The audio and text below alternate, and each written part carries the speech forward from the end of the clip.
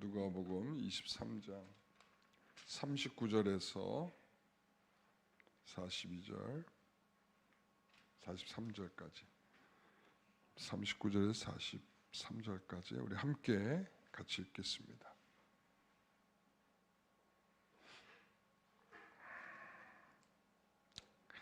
달린 행악자 중 하나는 비방하여 이르되 내가 그리스도가 아니냐 너와 우리를 구원하라 하되 하나는 그 사람을 꾸짖어 이르되 내가 동일한 정죄를 받고서도 하나님을 두려워하지 아니하느냐 우리는 우리가 행한 일에 상당한 보응을 받는 것이니 이니 당연한 것과 이 사람이 행한 것은 옳지 않은 것이 없느니라 하고 이르되 예수여 당신의 나라에 임하실 때에 나를 기억하소서 하니 예수께서 이르시되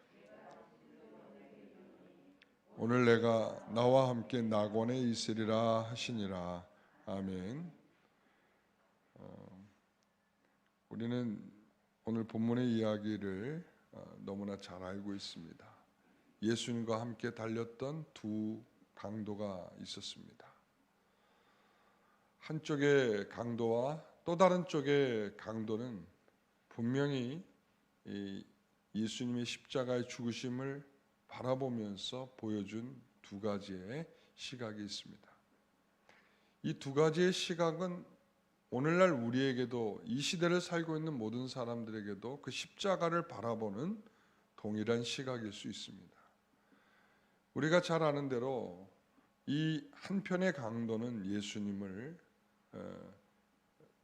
자신과 동일한 죄인으로서 그 이상을 보지 못했다면 한편의 강도는 주의 나라가 임하실 때 저도 그곳에 있게 해달라는 마지막까지의 그 예수를 바라보는 그 십자가를 바라보는 그 십자가를 통해 이루실 그 놀라운 일을 생각할 줄 아는 자로서 나타나고 있습니다. 우리 까르마조프의 형제라는 책이 있습니다. 읽어보신 분들도 있을 것인데 이 책의 내용에 보게 되면 대신문관과 예수의 대화가 나옵니다. 여기서 이 대화 속에서 보게 되면 이 예수님께서 마귀의 유혹을 받는 그 장면의 내용을 가지고 대화를 합니다. 당신이 이 마귀가 돌로 떡을 만들라 했을 때 그것을 만들었더라면 그러면 이 세상이 얼마나 살기 좋은 나라가 됐겠냐. 지금처럼 이렇게 굶주린 사람도 없을 것이고 당신이 그 성전 꼭대기에서 떨어져 뛰어내리라고 했을 때 뛰어내렸더라면 하나님의 얼마나 권능과 능력을 경험할 수 있었겠냐. 그리고 당신이 좀 천하만국을 얻기 위해서 좀 절을 하였더라면 이 세상은 얼마나 복된 세상이 되었겠느냐 이랬단 말이죠. 그때 예수님은 그 말 같지도 않은 말에 아무런 대꾸 없이 이 책은 반응하고 있는 예수님의 모습을 보여주면서 나타납니다. 오늘 이 모습과 굉장히 닮아 있습니다. 누가복음 23장 35절에 보면 관리들은 비웃었습니다. 그리고 저가 남을 구원하였으니 만일 하나님이 택하신 자 그리스도이면 자신도 구원할지어다. 그러니까 자신이 왕이라고 말하고 자신이 능력 있는 자라고 이제껏 행하였다면 그저 그 십자가에서 내려와서 저를 스스로를 구원하지 못하겠느냐 이겁니다. 만일 당신이 적어도 그리스도라면 너 자신은 십자가에서 구원할 줄 알아야 되는 거 아니냐라는 말이죠. 그리스도이면 자신도 구원할 줄 아는 것. 죽으면서 어떻게 그리스도이냐라고 말하는. 어떻게 이렇게 죽으면서 이렇게 비참하게 죽으면서 이렇게 십자가에 죽으면서 어떻게 당신이 구원자라고 말하고 있느냐 메시아라고 말하고 있느냐 그건 불가능하다 이겁니다. 23장 37절에 보면 이르되 내가 만일 유대인의 왕이면 내가 너를 구원하라 하더라 이랬습니다. 네가 정말 유대인의 왕이면 이 정도는 해결할 줄 알아야 되는 거 아니냐. 왕이라면서 이렇게 무력하게 십자가에 죽을 수 있느냐? 23장 39절 보면 같이 읽습니다. 달린 행악자 중 하나는 비방하여 이르되 내가 그리스도가 아니냐? 너와 우리를 구원하라. 내가 그리스도라면, 왕이라면 그들에게서 나타나는 동일한 시선들입니다. 예수님의 십자가를 바라보는 사람들의 동일한 시선은 이런 것이었습니다. 내가 왕이라면, 내가 그리스도라면 능력을 행하여 그 십자가로부터 내려와서 더 좋은 그 왕으로서의 권위와 능력을 좀 보여라, 이것입니다. 좀 전에 제가 소개했던 그 책의 내용과 너무 닮아 있지 않습니까? 네가 돌을 떡으로 만들었더라면 더 좋은 세상, 왜 그런 세상을 만들지 않았느냐라는 말을 하는 것입니다. 물론 이제 여기서 풍자하고 있는 의미가 다를 수는 있겠지만 여기서 보여주고 있는 건 뭐냐면 진정으로 기독교가 그러한 종교인가라는 것입니다. 그러한 종교인가? 여러분, 예수님께서 그렇게 할 줄 몰라서 안 한 것이 아니라 그것을 통하여 하고자 하시는 하나님의 일이 있기 때문에 그것을 사람들이 원하는 그 방법이 아닌 누구나 이것이 아닌데 하는 그 방법을 통해서 하나님의 일을 하고 계신다라는 사실을 우리는 여기서 볼 수 있죠. 여러분, 그래서 십자가는 믿음이 아니고서는 볼 수 없는 그 시선의 것이 있다는 것입니다. 여러분, 이렇게 많은 사람들은 십자가의 죽음을 비난했고 무력하게 생각을 했고, 그리고 그들은 이렇게 결론을 내립니다. 아, 저 십자가에 죽는 저 자는 그리스도가 아니다. 이런 결론을 내리고 있는 것입니다. 그런데도 주님은 십자가에서 내려오지 않으셨습니다. 마치 대시문관 앞에서 예수님은 침묵이라는 답을 내셨듯이 예수님은 어떤 반론도 어떤 능력도 그들에게 보이지 않으셨습니다. 그리고는 십자가에서 죽으셨습니다. 그것이 답이었습니다. 그들이 조롱하고 그들이 비난하고 있는 그들의 말에 대한 예수님의 답은 십자가의 죽으심이십니다. 예수님의 십자가 옆에 두 강도가 있었습니다. 한편의 강도도 역시 예수님을 조롱하였습니다. 한편의 강도는 예수님을 믿었습니다. 어떻게 이렇게 좌우가 나뉘어질 수 있을까? 이 운명이 갈려지게 된 이 우편의 강도를 보면서 우리는 이 좌우편의 강도를 보면서 우리의 모습을 볼 수 있기를 원합니다. 이 두 강도의 차이는 무엇이었겠습니까? 첫째는 죄에 대한 차이입니다. 죄에 대한 인식의 문제인 것입니다. 한 강도가 예수님을 비방합니다. 자신이 십자가에 죽는 흉악범임에도 불구하고 예수님을 비난합니다. 적어도 그건 있잖아요. 내가 마지막에 지금 죽음을 당하고 있는 강도라 이거죠. 내가 죽음을 당하는 강도는 마땅히 그 죄에 대한 대가를 치르고 있는 것입니다. 그렇다면 누군가를 비난할 수 있는 그런 상황이 아니라 마지막까지 자신이 죄인이라고 하는 사실을 뭐 해야 됩니까? 참여해야 되는 것이죠. 그러니까 자신의 죄를 바라보지 못하고 그 예수님을 조롱하면서 그 예수님을 비난하고 있다는 말이죠. 여러분, 우리가 참 재미있는 것은 뭐냐면 감옥에 있는 많은 사람들 가운데에서 자신이 죄인이라고 생각하는 사람보다는 이런 것들이 다 핑계 없는 무덤이 없듯이 자신이 그럴 수밖에 없었던 이유를 강변한답니다. 아, 내가 정말 잘못했죠. 이거보다는 나는 그럴 수밖에 없었습니다. 나는 너무 가난했기 때문에 그렇죠. 어려서부터 너무 불우한 환경에 있었습니다. 누구도 나를 도와주는 사람이 없었습니다. 그러니까 내가 당연히 그렇게 할 수밖에 없는 거죠. 세상에 죄 없는 사람이 어디 있습니까? 내가 재수 없었기 때문에 내가 걸린 거 아니겠습니까? 여러분, 많은 사람들이 이런 표현을 한다고 하더라고요. 죄수들이 교화 안 되는 이유가 바로 거기 있다라고 생각을 합니다.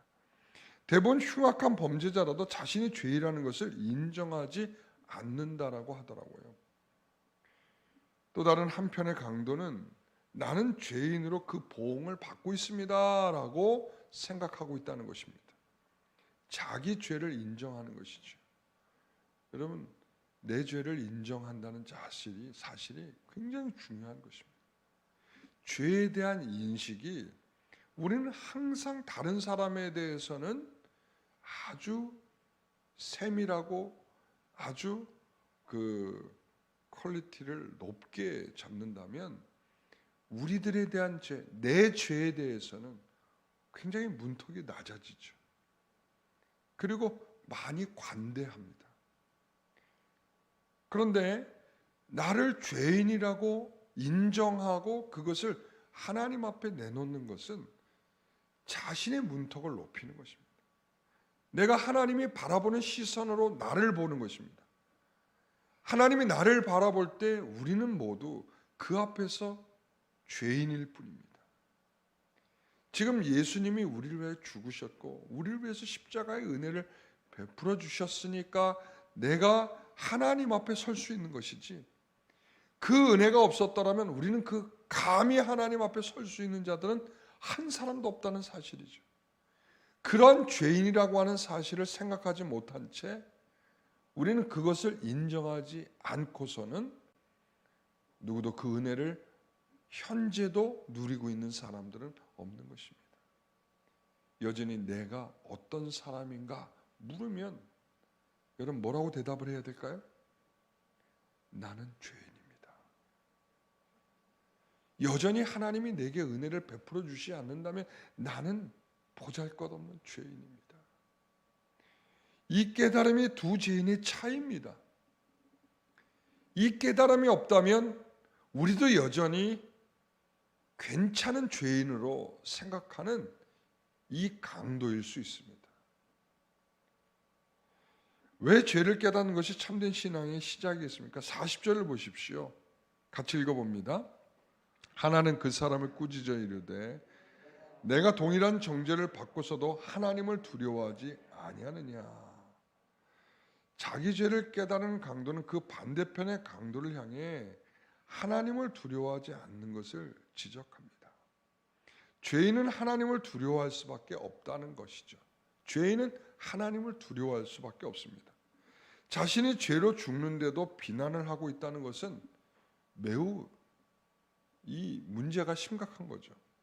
왜 죄인은 죽음 앞에서 하나님을 두려워하는 것입니까? 왜 죄인은 죽음 앞에서 하나님을 두려워하는 것입니까? 인간은 죽음 이후에 뭐가 있어요? 심판이 있죠. 하나님의 심판대 앞에 서야 하는 것이 우리 모든 인생들의 운명입니다. 하나님이 주인이시고 창조자의 자격으로 우리를 심판하실 것입니다. 사람은 주인이신 창조주 그 뜻을 따라 살지 않은 모든 자들을 범죄자로 여기고 그걸 죄로 여기며 그 모든 것을 심판하실 것입니다. 하나님은 그 죄에 대하여 진노하시는 분이실 겁니다. 죄는 하나님과 인간 사이에 뭘 가져와서 단절, 그것을 우리가 창세기를 할 때 제가 그런 말, 타락한 인생은 하나님과 우리가 단절을 갖고 왔다. 그래서 에덴 동산으로부터 우리가 인간이 쫓겨나게 된 이유는 하나님과의 단절을 표현하는 것이다. 이제 하나님과 단절, 이 단절된 인생들의 특징은 뭐냐 하면 하나님의 심판이 있다라는 것입니다.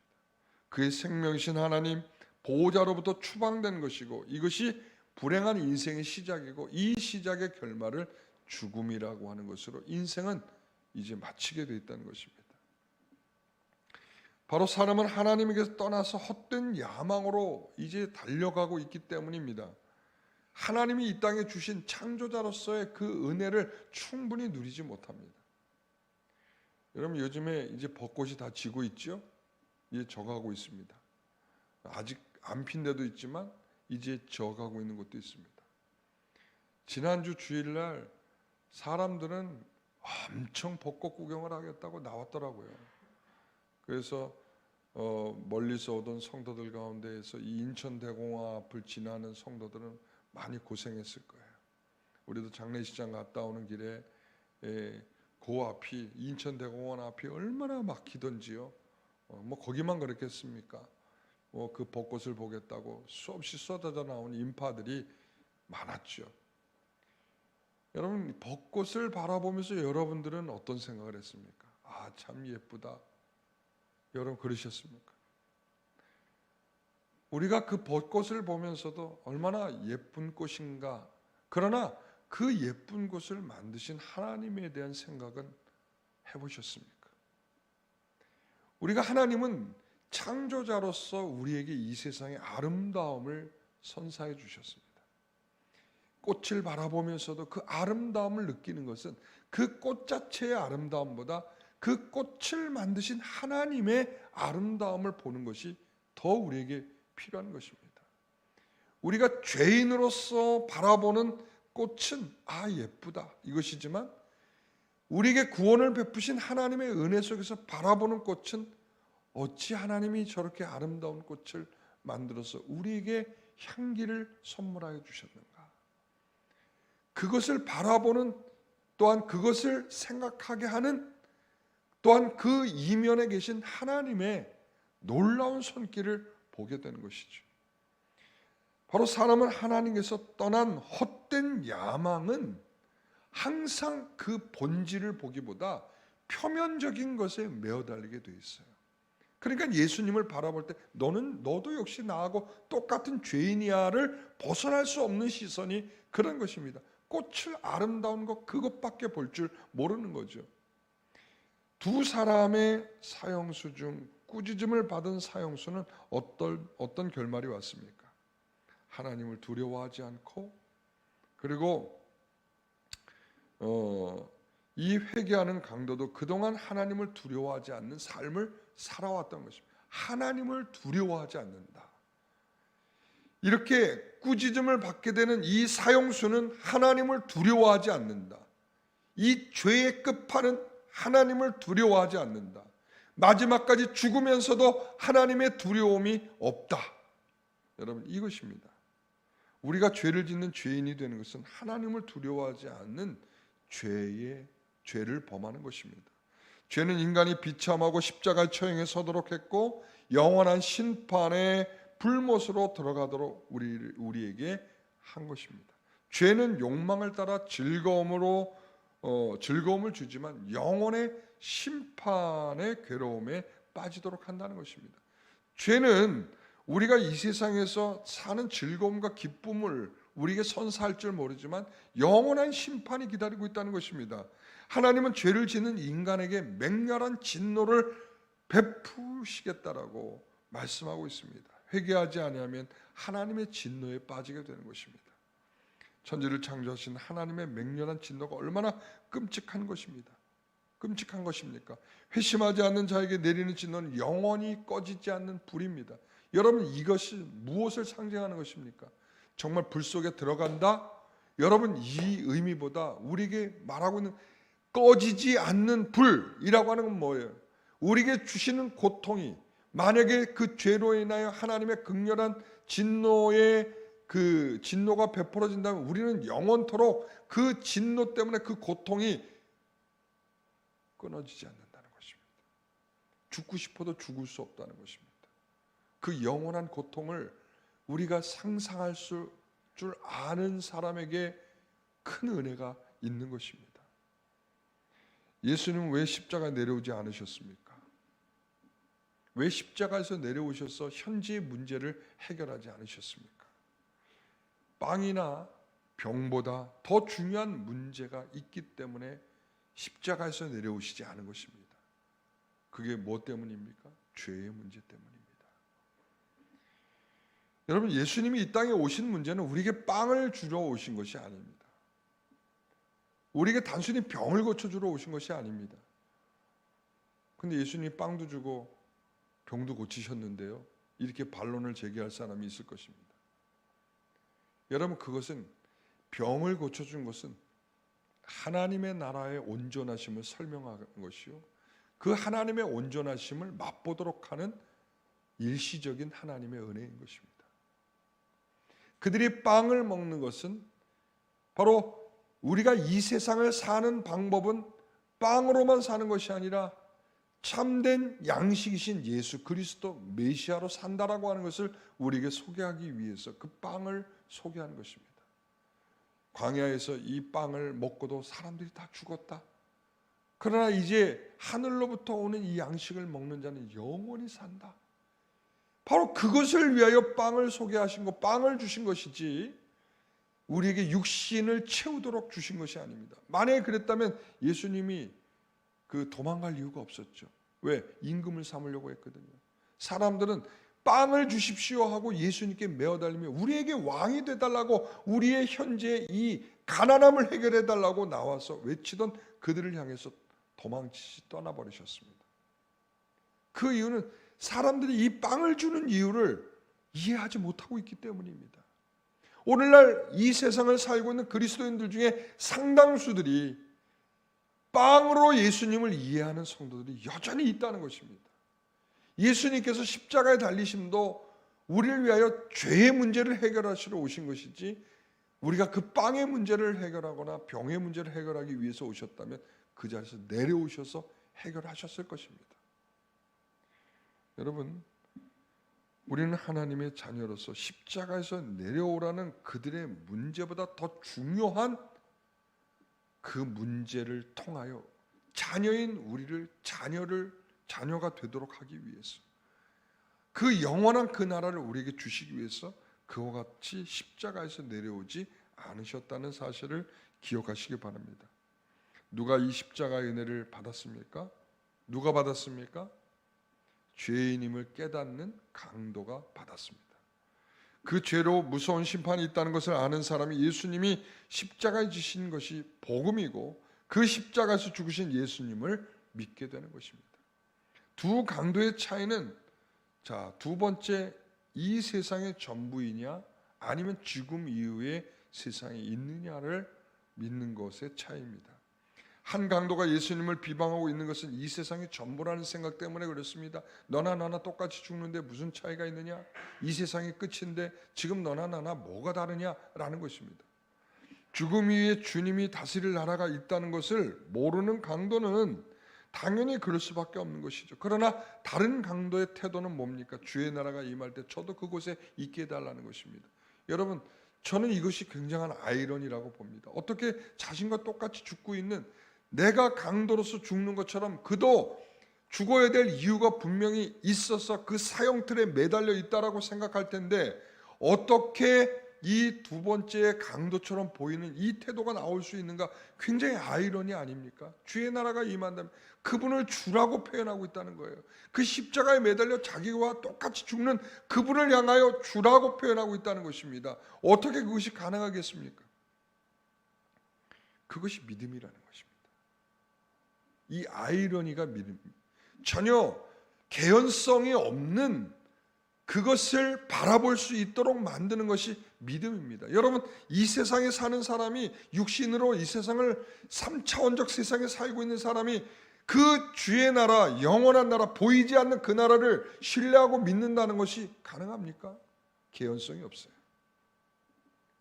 우리가 이 세상에 살다가 다 죽는 일을 보고 있는 사람들이 주의 나라가 있다라고 하는 것을 그 논리적 이해로 바라볼 수 있다는 것은 불가능한 일입니다. 그래서 첫 번째 강도가 현실적인 강도예요. 그리고 제대로 된 개연성이 있는 거예요. 비난하고 조롱하고 너나 나나 뭐가 다르냐라고 하면서 그 시선이 정확한 거라고요. 바른 거라고요. 그러나 이 두 번째 강도의 이 시선은 주께서 주신 믿음으로 볼 수 있는 그러한 시선입니다.